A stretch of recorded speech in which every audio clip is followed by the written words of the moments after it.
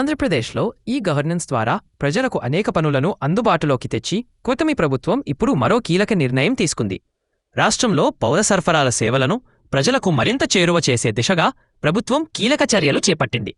ఆంధ్రప్రదేశ్లో e governance ద్వారా ప్రజలకు అనేక పనులను అందుబాటులోకి తెచ్చి కూటమి ప్రభుత్వం ఇప్పుడు మరో కీలక నిర్ణయం తీసుకుంది.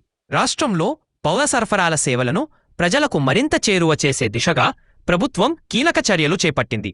ఈ సేవలను ఇప్పటికే 72,519 మంది వినియోగించుకున్నారని, మే 15వ తేదీ నుంచి వాట్సాప్ గవర్నెన్స్ విధానం ద్వారా కూడా ఇంటి దగ్గర నుంచే కొత్త రేషన్ కార్డుల కోసం దరఖాస్తు చేసుకునే వెసులుబాటు కల్పిస్తున్నట్లు మంత్రి చెప్పారు.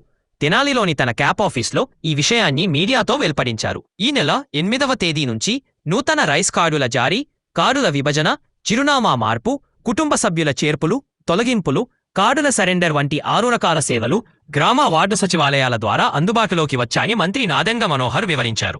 గతంలో మాదిరిగా కాకుండా మే 15 నుంచి వాట్సాప్ ద్వారా కొత్త రేషన్ కార్డు కోసం అప్లై చేసుకోవచ్చని వాట్సాప్ చేయాల్సిన నంబర్ను మంత్రి ప్రకటించారు. రాష్ట్రంలో కొత్తగా రేషన్ కార్డు కోసం అప్లై చేసుకోవాలనుకునేవారు అర్హులు 9552300009 నంబర్కు వాట్సాప్లో హల్లో అని మెసేజ్ పంపడం ద్వారా కూడా ఈ సేవలను పొందవచ్చని మంత్రి నాదెండ్ల మనోహర్ చెప్పారు. అంతేకాకుండా జూన్ మాసంలో అర్హులైన వారందరికీ ఉచితంగా స్మార్ట్ కార్డుల రూపంలో నూతన రైస్ కార్డులను అందజేస్తామని ప్రకటించారు. కూటమి ప్రభుత్వం ఏర్పడి ఏడాది కావస్తోంది. అయితే కొత్త రేషన్ కార్డులు మంజూరు చేయడంలో ఆలస్యం చేస్తోందని ప్రజల్లో ఉన్న అనుమానాలకు క్లారిటీ ఇచ్చారు. 2024 ఎన్నికల వేగ్మేతలో గత ఏడాది మార్చిలో భారత ఎన్నికల సంఘం నూతన కార్డుల జారీని నిలిపివేయాలని ఆదేశించింది. ఆ తర్వాత సుప్రీంకోర్టు ఆదేశాల మేరకు ఈ కేవైసీ నమోదు తప్పనిసరి చేయడంతో నూతన కార్డుల జారీకి కొంత ఆటంకం ఏర్పడిందన్నారు. అయితే ఇప్పటి వరకు 95% ఈ కేవైసీ ప్రక్రియ పూర్తయినందువల్లే ఇప్పుడు కొత్త రైస్ కార్డుల జారీకి లైన్ క్లియర్ అయిందన్నారా.